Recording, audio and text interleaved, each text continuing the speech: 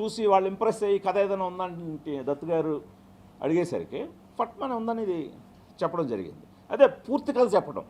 So దాంతో వాళ్ళకి అవగాహన వచ్చి ఇంకా వేరే ఆలోచించరు కదా. మామూలుగా మనం లైన్లు చెప్తే ఆ లైన్ స్టేజ్లో బాగానే ఉంది, నెక్స్ట్ ఏంటి అలా అలా అలా కాదు సార్. ఒక్కొక్కసారి అవి పాజిటివ్గా షేప్ తీసుకుంటే ఒక్కొక్కసారి లైన్గా బాగానే ఉంది కానీ మొత్తం వినేసే బాగాలేదని ఒపీనియన్లు మారిపోతాయి. సో ఆ ఛాన్స్ ఉండదు సార్.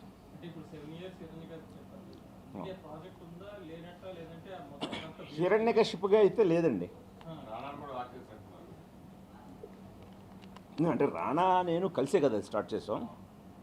సో దానికి ఏంటంటే అదే కర్ణుడి చావుకి కోటి కారణాలు అంటారు కదా, అలాగా అది మొత్తం అయిపోయింది.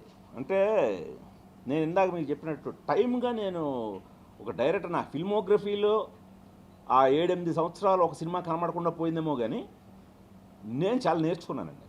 ఎందుకంటే మేము టైఅప్ అయింది ఫాక్స్ స్టార్ స్టూడియోస్తో. So international Fox Star studio వాళ్ళతోటి ఇంటర్నేషనల్ పైప్ లైను అది ఫాలో అయ్యామండి.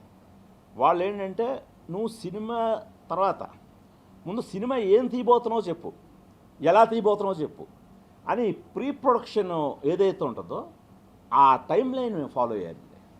ఆ టైం లైన్లో నేను 4-5 ఏళ్ళు కూడా చాలా బిజీగా ఉన్నాను. నా ఆఫీసులో మీరు ఎప్పుడైనా వచ్చి చూస్తే నేను ఎవరికి కనబడి మాట్లాడేది తీరిక లేదు.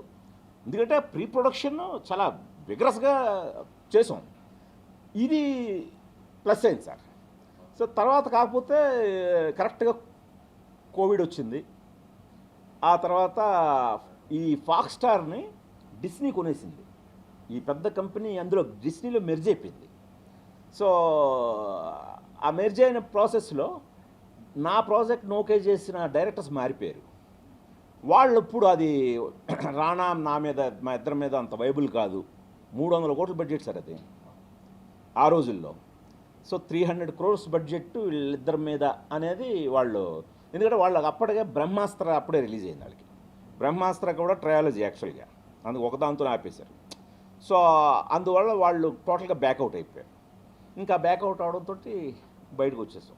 అంటే తర్వాత రాణా కూడా వేరే ఎదుగా దాన్ని ట్రై చేద్దామని చూశాడు, మరి అవ్వలేదు. నేను ట్రై చేశాను, అది అంత ఈజీ కాదు. సో అంటే కాకపోతే ఏంటంటే నేను మొదటి నుంచి ఒకటే మొత్తుకున్నాను, దీనికి చాలా పొటెన్షియల్ ఉంది హిరణ్యకశిపుడి కథకి.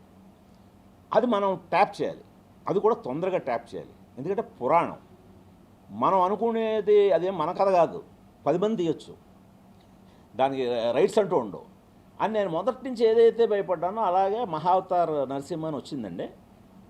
600 కోట్లు కలెక్ట్ చేసింది 3D యానిమేషన్ సినిమా. మరి దాని స్ట్రెంగ్త్ నేను గమనించాను కదా.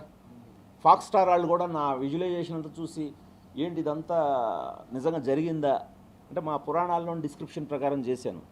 అష్టదిక్పాలకుల్ని నేను డిజైన్ చేసిన విధానం అవెంజర్స్ నథింగ్. సో వాళ్ళే ఆశ్చర్యపోయారు, ఈ క్యారెక్టర్లన్నీ వాయు, అగ్ని, ఏటి క్యారెక్టర్లన్నీ ఉన్నాయా మీ పురాణంలో? ఉన్నాయా, దాన్ని బట్టి చేసింది అని. సో అలాగా ఆ స్ట్రెంత్ వాళ్ళు గమనించారు.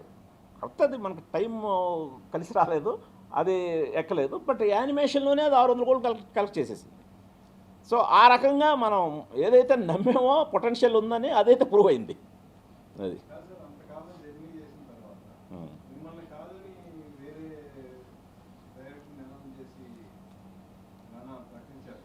అదే అది యాక్చువల్ చెప్పాలంటే ఒక డైరెక్టర్ నేమ్ ప్రకటించలేదు. అది యాక్చువల్గా అప్పుడు త్రివిక్రమ్ గారి పేరు వచ్చింది, త్రివిక్రమ్ గారిని రైటర్గా అనుకున్నారు.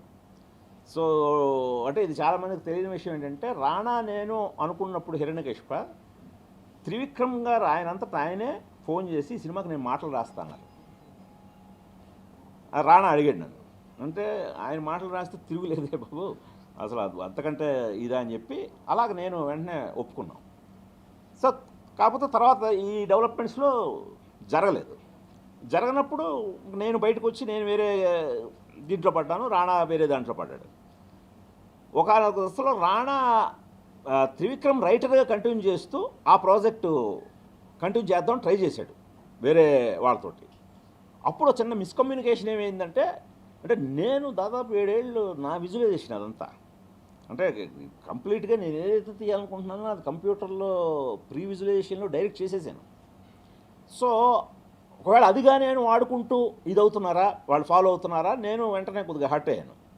హర్ట్ అయ్యి ఇమీడియట్గా నేను మనబోటి వాళ్ళ దగ్గర చెప్తే ఇప్పుడు వెంటనే పాపం చాలా రెస్పెక్టెడ్గా త్రివిక్రమ్ నాకు ఫోన్ చేసి, అబ్బాయి ఇది నేను డైరెక్ట్ చేసే ఉద్దేశం లేదు నాకు, నేను రైటర్గానే, ఇంకా రానా అసలు మీరే డైరెక్టర్ అన్నట్టుగానే అన్నాడు, సో అందువల్ల ఇది అసలు తీస్తే మీరే తీయాలి సార్ అని పాప ఆయనే స్వయంగా నాతో ఫోన్ చేసి ఒక 20 నిమిషాలు చెప్పారు.